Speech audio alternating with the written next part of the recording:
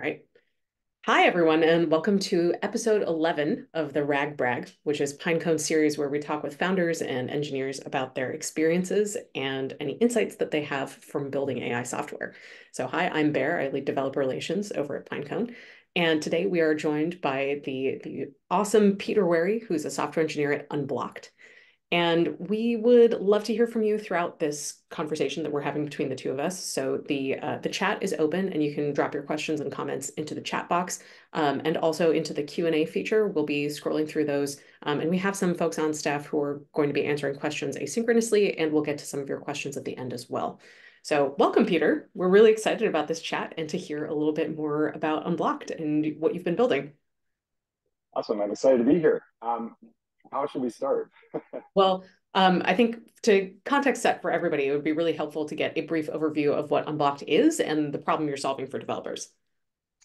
Yeah, for sure. So maybe I'll start by just giving a little bit of team history because it kind of plays into the problem that we're trying to solve as well. So we started Unblocked in 21, but before that, the team here, we've been together for quite a while. We worked at various different companies, including places like Apple and Amazon and Meta and GitHub and Slack. And we have, through this kind of shared history, um, recognized a problem, which I think is going to feel pretty obvious to everyone once I say it. But it just felt like a really important problem to solve, which is that the biggest challenge in software engineering isn't really writing code. It's understanding the context that you need to solve that sort of first problem, which is knowing what code to write in the first place. Um, so this was a challenging problem to solve pre LLMs. And when we started on this journey with this product, we focused on bringing in context elements from things like pull requests directly into your code, so that as you were writing code and navigating around, you had all that historical context at your fingertips. Once LLMs kind of burst onto the scene in a big way, it was a really obvious fit for the product, and so that's the direction that we went. I had this this kind of funny customer story about um, one customer who had an engineer spending multiple engineers, I should say, spending something like a week just to write 12 lines of code. And I think that um, you know many people have been in this situation before where you've got like this really hard to fix bug or a critical piece of code that's just it's very meta, it's quite complicated, and in order to even start you have to like collect all this context about how the code base works already, um, or figure out how to fit your new thing into the code base. And this customer spent 5 days trying to figure this out. Once they started using Unblock, they kind of retraced their path and tried it again. They got the answer within like 30 minutes. So it was a bit of Whoa. like a bit of a face palm moment, but also like a very good signal for us, right, that we were on the right track with this kind of product. So the kind of basic thing is that Unblocked is built to solve to get developers the answers they need to get their jobs done. So now we're saving developers on average an hour a day in productivity. There's this really interesting Stack Overflow survey that's been released now a couple of years in a row that measures developer productivity specifically against developer tools. And there's a really interesting stat where around 40% of developers spend between 30 and 60 minutes every day trying to get answers to questions. And then on the flip side, it's the same on the other side. There's 40% of developers spend around the same amount of time giving answers to questions to other developers. Yeah. So you can imagine like that's a fairly significant part of your day when you think about the context switching that's required to facilitate that type of interaction. So this product was aimed to help kind of solve that problem. Um, we do this not just by ingesting your source code, but also ingesting all the kind of code adjacent systems that you have, like Notion, Linear, Confluence, Jira, and Slack, actually, Mm. to pull in like historical conversations to get you information about not only how things work, but why decisions were made, when they were made, Mm. and by whom. And then you get all this kind of context information together, and you can ask a pretty wide assortment of questions. So So this sounds incredibly powerful. Is now a good time to maybe show a demo so everyone can ground themselves in what the IO is for developers and understand what we're talking about here? Because that sounds incredibly cool. yeah, yeah, that's a good point. We should probably show what it actually looks like. Okay, let's see if I can get the sharing to work here. Normally it's not a problem, but okay, so everyone can see my screen just fine? Yep. Cool. So this is our website. I'm going to ask a question. This question here, how does the SourceMark engine work, is about the SourceMark engine is a component in our own system, and it's used to track changes through code. And that relates to the thing I was talking about earlier, where we're able to annotate the code and track changes as code moves from one file to another. So let's just see how Unblock does with this question. Thinking.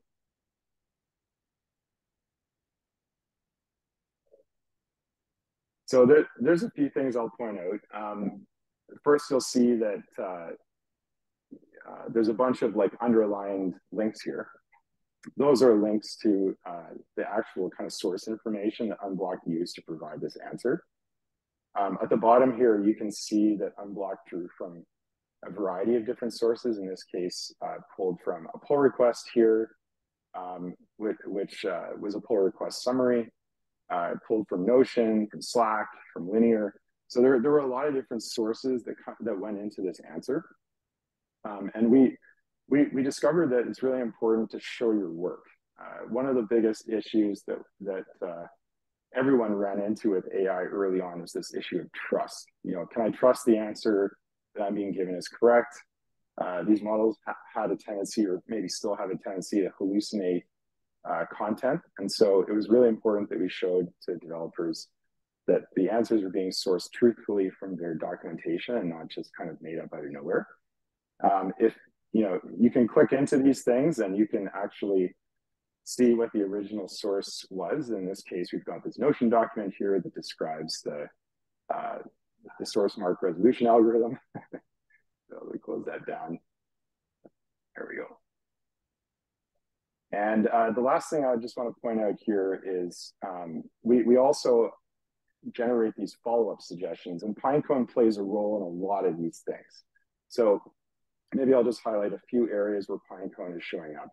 I mean, obviously, there's a RAG system at play here, where we're embedding vectors for all of these different documents and pulling them back from Pinecone. Pinecone, we also leverage Pinecone's hybrid search algorithm, because you'll notice that there's a lot of kind of organizational specific symbols in this answer. And semantic search is great, covers a huge breadth of multi-language semantic meaning.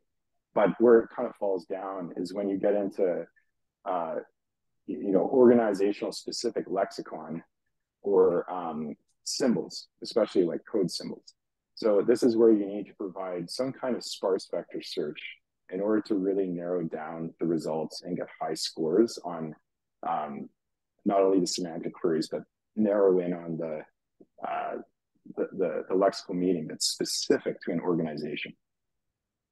So these follow-up questions down here are also Pinecone related, because we generate those by doing multiple passes on document queries, and then generating these follow-up questions based on the information in those documents. So the questions here are really designed to show a developer where the information is in proximity to the question that they asked, which facilitates a little bit more exploration of the topic. And this is important because you don't know what you don't know. So, if you get an answer for a question, that's great, but then you need to sometimes get some additional context to be productive, and you may not even know what questions to ask. So we thought this was a really important feature.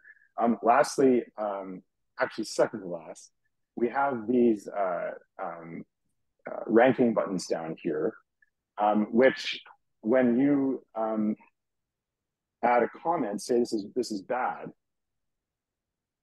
Now, I would hope that people are going to be more descriptive than this about the reason why it's bad. But if you do this, we actually read all the feedback that customers provide. We're a super customer focused organization. So every piece of feedback that you give on answers that you don't think are meeting the bar, we review those and we work really hard to make sure that the answers that you get in the future are going to meet the mark. Lastly, at the bottom here, you'll see that there's these three experts. So we actually, and this Pinecone plays a massive role in this as well.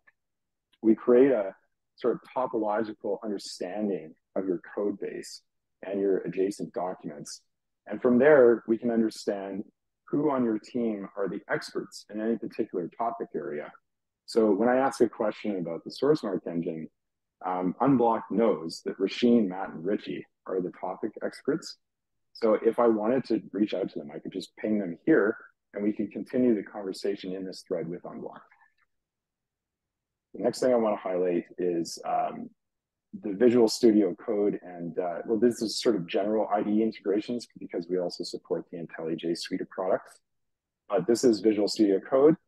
So on the left here, you can see that what I was talking about before, we have these related PR conversations that we pulled into code. This line of code here, for example, is actually annotated with a conversation that took place in code during PR review. So we can actually see like the reason why this line has changed. Over here, what we can see is that as I move the code up and down, this list will change ever so slightly in this case.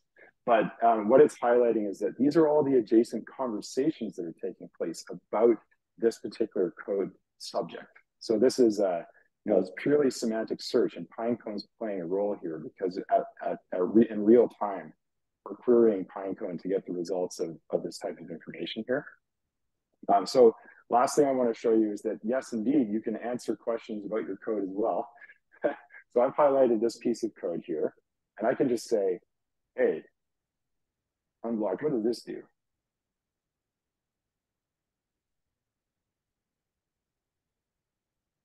You get a straight up answer for that. And what's really important to understand and kind of sets Unblock apart from other products that do kind of similar things is that Unblock has like full context of your code base and all your adjacent documents. So when you ask questions about code like this, it's not just going to tell you like the raw answer of what things do. It'll try to put it in context with the rest of your code. And I can say, hey, can you write some tests for this? And Unblocked in the same vein will understand like what the adjacent code is to this and write the appropriate test to make sure that those code paths are tested properly. So there we go. That's so cool. There's one last thing I want to show you though, which I think is actually the coolest thing. We also have a Slack integration, and we have this feature that we're calling auto response. Now this, I'm going to ask that question again. How's the SourceMark engine work? And if Unblock thinks that it can generate a really, really good answer, like super high quality answer to that question, then it'll chime in. So that process obviously takes a little bit longer for Unblock to figure out because there's a lot of sort of AI steps involved. If you don't want to wait for that, you can just, ask the question directly and Unblock will chime in right away.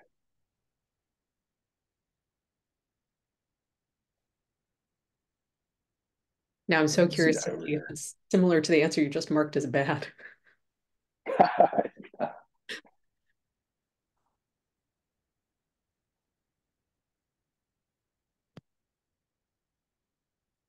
It's a little bit slow today for some reason. Well, while it's thinking, this has been so cool to see in practice, especially with the IDE integration. I hadn't seen that before. Oh, you want to? There it goes. And the auto response will probably be similar. Yeah, it's similar. And again, like you can rank these things in Slack. So if you're not happy with these answers, you can tell us, and we'll work towards making sure that doesn't happen.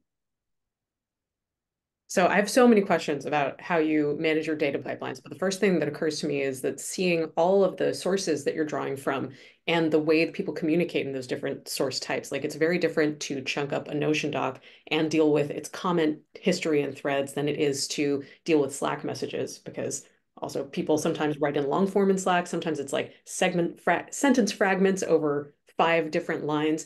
And so how do you think about managing and then optimizing your pipeline for all of this processing when everything is so heterogeneous, includes code blocks here, there are probably tables in Notion, so much that's mixed up. Yeah, I mean, unstructured data is kind of where a lot of companies like ours spend most of our time, right? Because um, it the AI side of things, like in terms of models and stuff and fine tuning, super important. But I think what we found is that the shape of the data, the quality of the data, the so-called truthiness aspect of the data is really what counts. Mhm. Um, so we spend a lot of time thinking about exactly what you just described around how what shape that data should take depending on the data source that it's coming from. So one of the really important things about um, sending this type of stuff to AI models is to make sure that context is preserved. Context is king, as they say. And when you have a long form document that has headers, subheaders, paragraphs of text, you have to make sure that those uh, high level elements are preserved for each chunk. That's super important. Um, so I'll give you an example for code. We create an abstract syntax tree and then preserve like the contextual elements of the code as we chunk things up. It's not enough just to chunk up by line or take blocks of code and just pass it that way. The model's just not going to have enough context to understand like what class it's operating in, maybe what the callers of a function are. Um, there are a couple of other really interesting annotation techniques that you can use specifically for code, where you can actually edit the code before you chunk it up, so that you're adding comments or kind of like semantic hints to the model about what the code does and how it's called and stuff like that. Yeah, that's super interesting. Um, And out of curiosity, is there anything that you're doing with metadata or linking effective linking to source documents that you think is useful for both preserving context and evaluating the truthiness of any input source? Because I kind of lit on that word. Are you considering, for example, that code, anything that's checked into GitHub is more truthy than something that's a conversation in something like Slack, for example? Yes, exactly. Yeah. So yeah, depending on the data source, there's an inherent truthiness aspect to it. And you can solve that in a few different ways. With long form documentation, uh, time plays a bit of a role. So you can apply a date decay for super old documents that may not be relevant anymore. You can use um, freshness aspect and also understanding who the authors are of particular articles and what their recent contributions are and how they relate to those documents. Because even if a document is super old, it may still be like canonical. Uh, when it comes to source code, generally speaking, that is a ground truth thing. But I have seen already a counter argument for that, where an organization had a Confluence document that described how the system should work, and their code was doing something a little different. So, in those cases, you know, you have to look beyond just the data source to make a decision about truthiness. And the last thing I'll say about that is it's important to put these things in context for the model as well. So you're not just using a bunch of different algorithmic techniques to decay the ranking scores of these things out the bottom so that they don't even appear in context in the first place.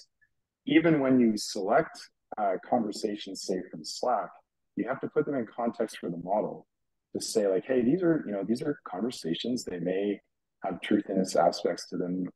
They may just be uh, talking about forward-facing statements, and the model does a generally good job of putting that into context in its answer.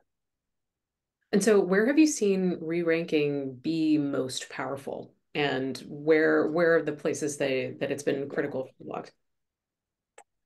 Well, I think that re-ranking, it's hard to narrow in on a place where it's the most powerful. I'll just say that re-ranking is like mission critical for every aspect of our RAG pipeline, because we pull from multiple different data sources. We have, semantic queries that are pulling from Pinecone. We have some procedural queries that are simply pulling objects out of a data store.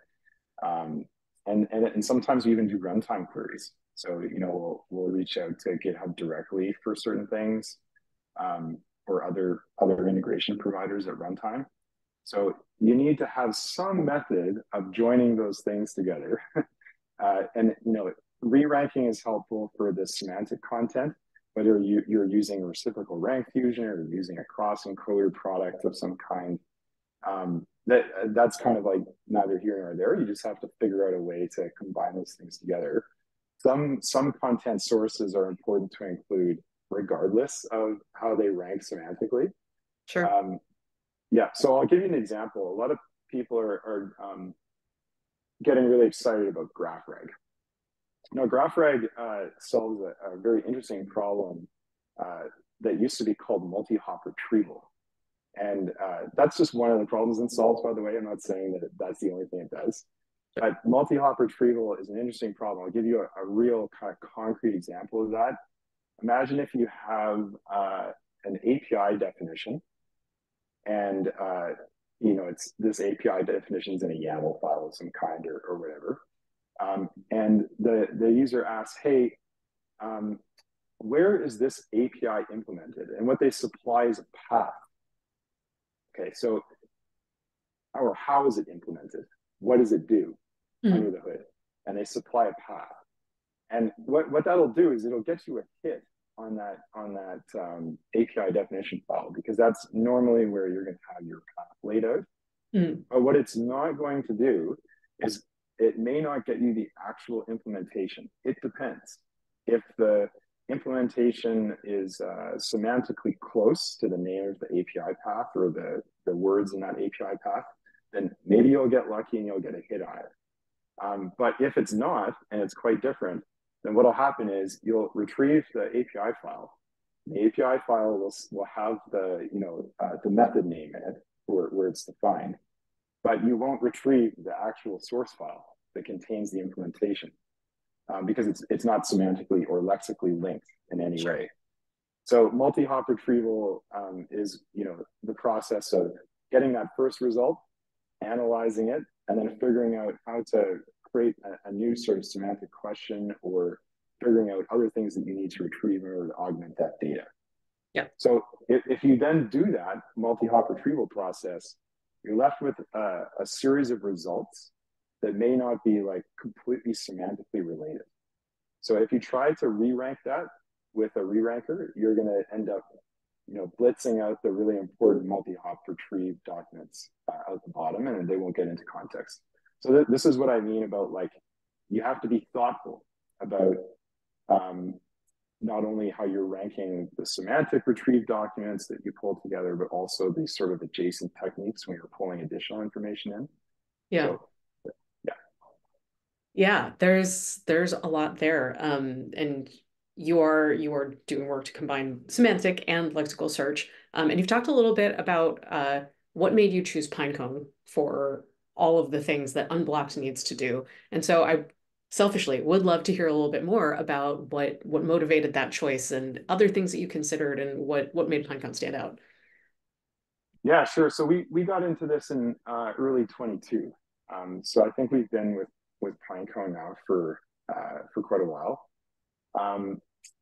We started with Pinecone when Pinecone had the pod architecture, and now that has since evolved into serverless. And I'll just kind of explain why that's important. Initially, we wanted a hosted vector store service because it's just something that we didn't want to manage ourselves. We're a startup. We need to move real fast, and we have other kind of concerns that we needed to take care of and focus on. AI techniques being one of those things, and vector store management is not one of those things. So that that led us to look for hosted solutions.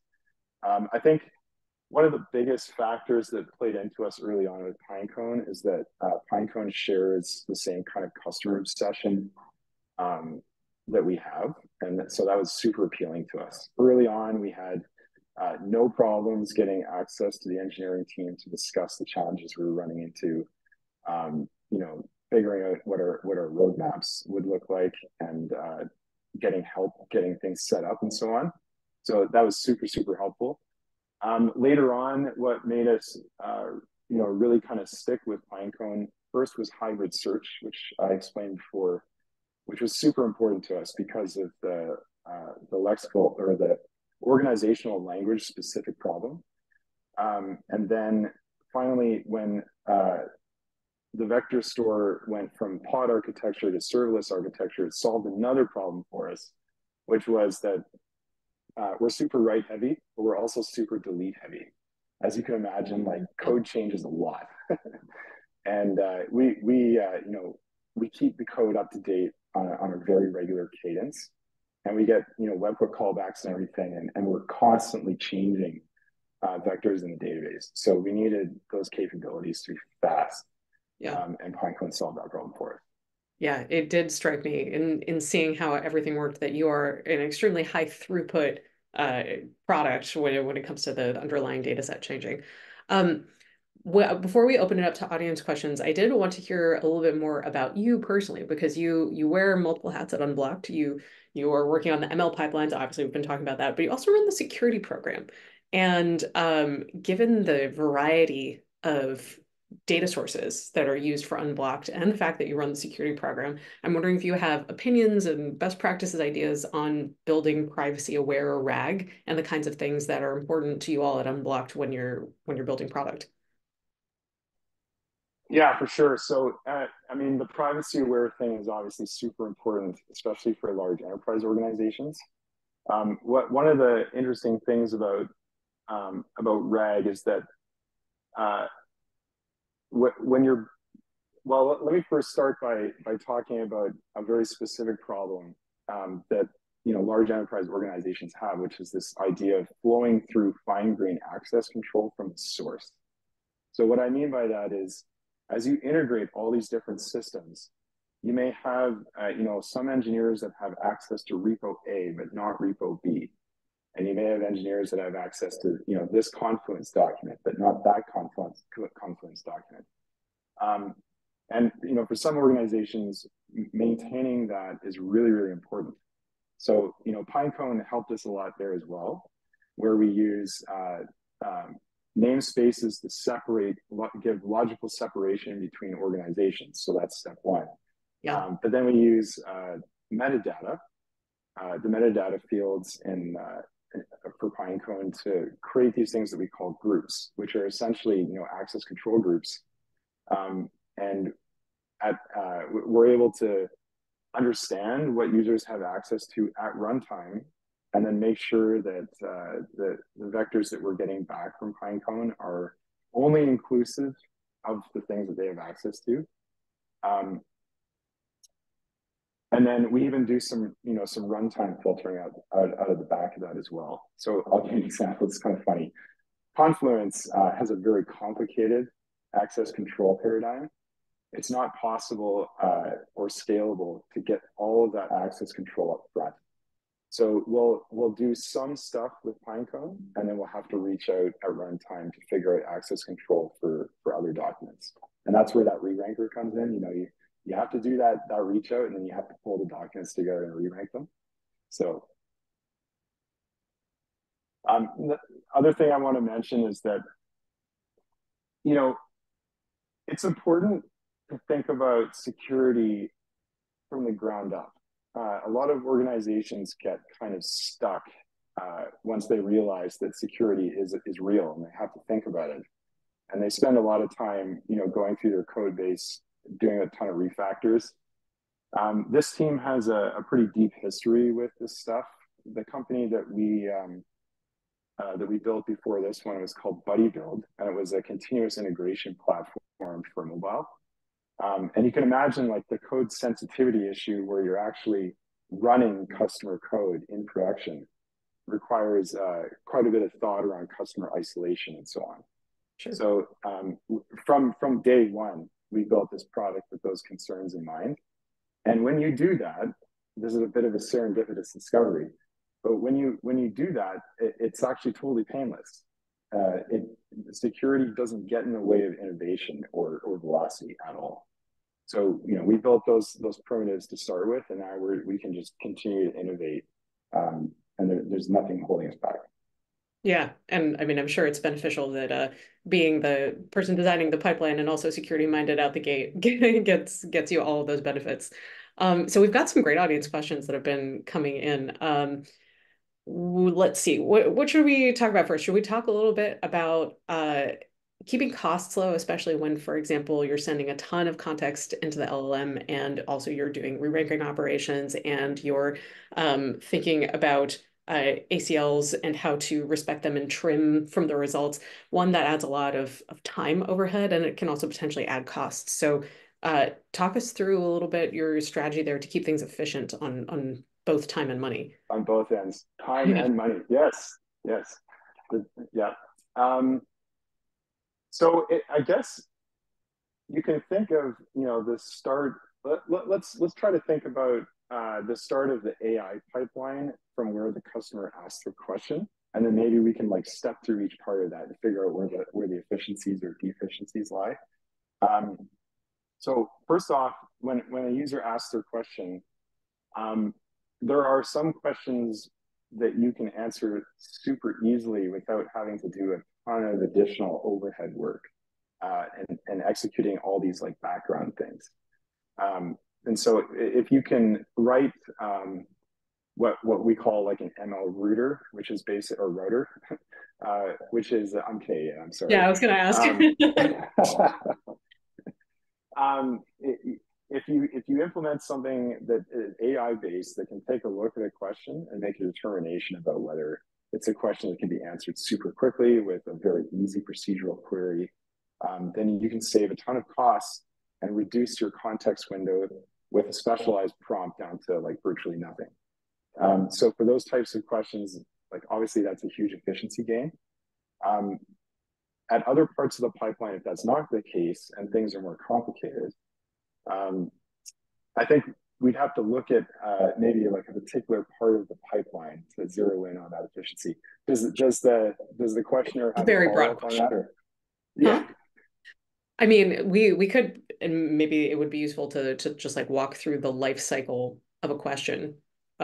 Like person sends in a question, I guess, does it hit this router first, no matter what, and then eventually you decide whether or not this is something that maybe you have a cached answer to, or like you said, is a procedural query versus are we sending it off to Pinecone and the LLM? Like, would that be totally, useful to answer the question?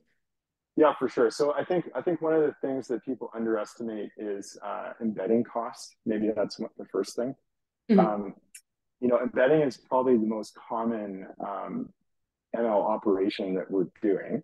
And so for that, we use an open source model that we host ourselves, which is fine because we use E5 Mistral and it is pretty good. It does a very good job.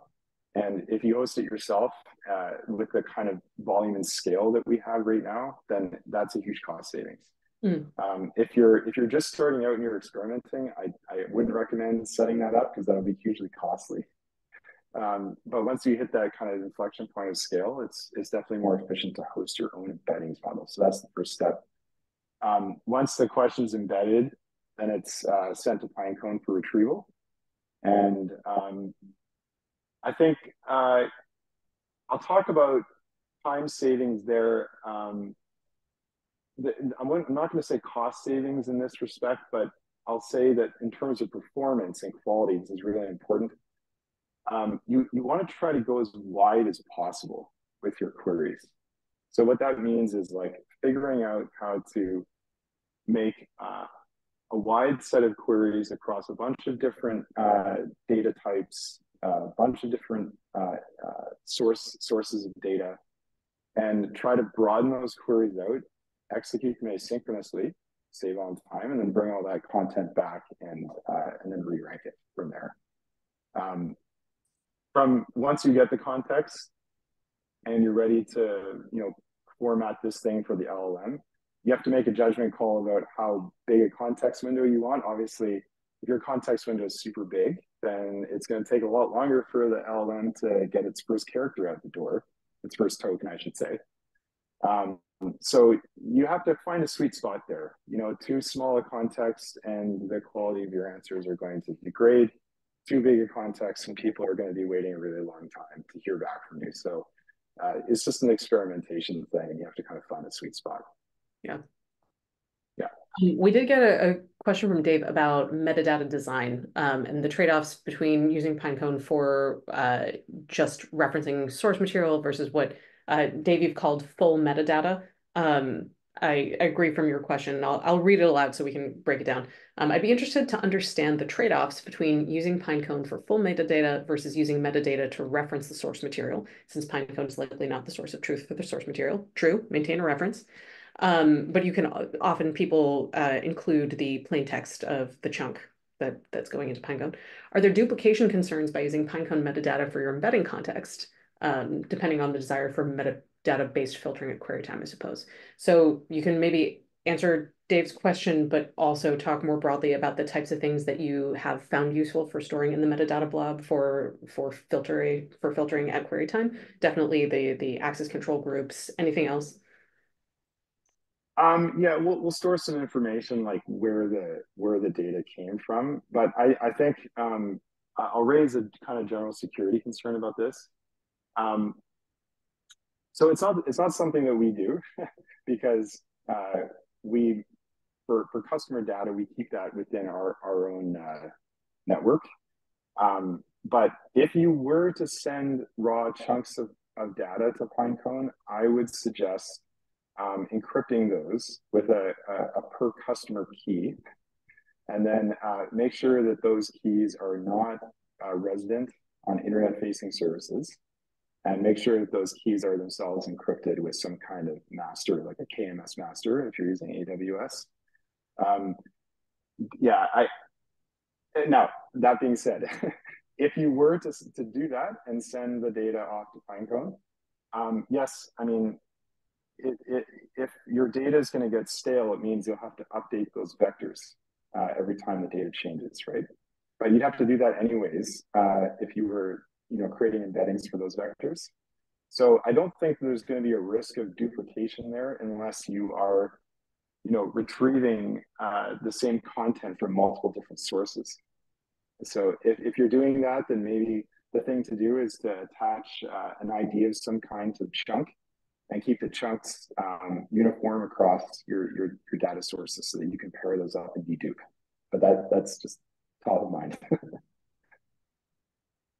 We had another question come in through the Q&A, which is the data from Notion, Jira, and Slack also stored in Pinecone, or is it only used for fine-tuning the LLM? Sorry, can you say that again? That was sorry. Is the data from Notion and Jira and Slack also stored in Pinecone, or is it only used for fine-tuning the LLM? Fine-tuning the LLM. We don't actually fine-tune the LLMs with customer data. So that's another really important aspect. Actually, I'll just go on a bit of a tangent about that because I think it's important. Fine-tuning was all the rage, even as late as early this year, I should say. And there were a lot of companies that were trying to fine-tune models on organization data in order to get like really fast, including GitHub actually, to get really fast results on enterprise-specific data. Now the issue with that is that you can't provide fine-grained access control that way. So that's problem number one. The other thing is that the data that you use to train an LLM is it goes into the LLM, but the very nature of an LLM is that it's lossy. So you're not going to get a perfect replication of the data. In fact, the LLM will do things like accidentally change the name of a variable from here to there, or change the entire implementation of something, maybe preserving the actual like logic, but just making it look quite a bit different. But the security concerns, I think, are the thing that put a kibosh on that strategy. And now people are shying away from that. So to go back to the question, yeah. Actually, maybe we should get some clarity on that, Bear, because Well, I'm still not super clear on I the think the reason root of for the the fine question, tuning. right. I think that the person who asked the question might have heard that you were using the information from all these sources to in turn tune your LM. So it's good to understand that you're not. And maybe the source of that confusion might have been what happens on the back end after you mark a question as being helpful or unhelpful. Like what happens with all of that information, and is there any tuning element going on in this entire pipeline? Okay, I understand the question now. Yes. So yeah, the feedback is useful in a couple different ways. Firstly, like there is a manual creation process that takes place. So we'll look at the feedback and then strategize about the improvements that we need to make to the pipeline to improve the answers. So that's the first thing. We we do have a strategy for automating that as well. That's a little bit secret sauce, so I don't want to dive into that too much. But at a high level, it's an eval essentially that evaluates how things went wrong, and then provides some steering uh, uh, context to the LLM the next time a question like that is answered. Yeah. I'm trying to think if we have one question that seems like it will be shortened because I know that we have to be considerate of everyone's time. We've got about a minute left. Maybe this one is a relatively briefer one. We've got somebody in the audience who's a software developer for the last 6 years and is now trying to move to work on AI and specifically to natural language processing. So, any career tips for people who are trying to make this transition and things that they should learn right now so that they can be, say, au courant as well as useful in the market? For sure. This space is still so new that you're not going to find modern AI experts necessarily unless you've been doing this stuff at school at like a PhD level for years and years or whatever. What's interesting is that skill sets with the traditional ML background are not necessarily the ones that end up being the most successful in this area. Um, in fact, I would say like a more sort of general background with distributed services, or just services in general, and having a real like love of building really awesome customer experiences. You get to see the feedback and the output of the work that you do almost right away. And that if you have a real kind of passion about seeing those experiences come to life, I think that's hugely important. Um, the skill sets for building a really good AI pipeline are more sort of around like data ingestion, um, understanding like what parts of the data will lead to a really good result. So in that sense, I guess like the data scientist role is super useful. Um, and then after that, it's someone that's willing to dive deep and live on the frontier of these things. These models are still super new. The capabilities are changing all the time. So you have to be a tinkerer. You just have to sit there and hammer away at these things and try lots of different experiments. In terms of like how to learn stuff, I read a lot of papers, but that came after I started experimenting with and reading a whole bunch of stuff around like LangChain and Llama Index and stuff. Those two websites, by the way, are really good places to start. It's good to get Bootstrap and Tinker, and they have a bunch of links to adjacent documentation and kind of walkthroughs and cookbooks and stuff And as you read your way through that, then you'll discover links to papers that are really important, and then you just kind of spider it out from there. So that's the way I'd suggest going about it. But that was my own personal journey, so I'm a little bit biased. Yeah, I mean, it's always useful to hear about the ways that people have gotten in. And so thank you for sharing your insights, and thank you for sharing all of this information about how Unblocked works and the way it's hopefully completely changing how developers build software. If people want Um, to, one one yeah, go one ahead. quick thing there, just on Yeah, that, we are hiring. So if you're interested in joining us, I'd love to hear from you. awesome. Where should you hear from people? How should people reach you for that? We have on our website getonblock.com. You can go there. You can sign up and try the product as well. But we have a careers section of the website which you can navigate to and apply. Awesome. Well, thank you again for being our guest today. We really appreciated all the insight. And everyone else, we will have this episode up for later watching on YouTube in the next day or so. And thanks again for joining us. We'll see you next time.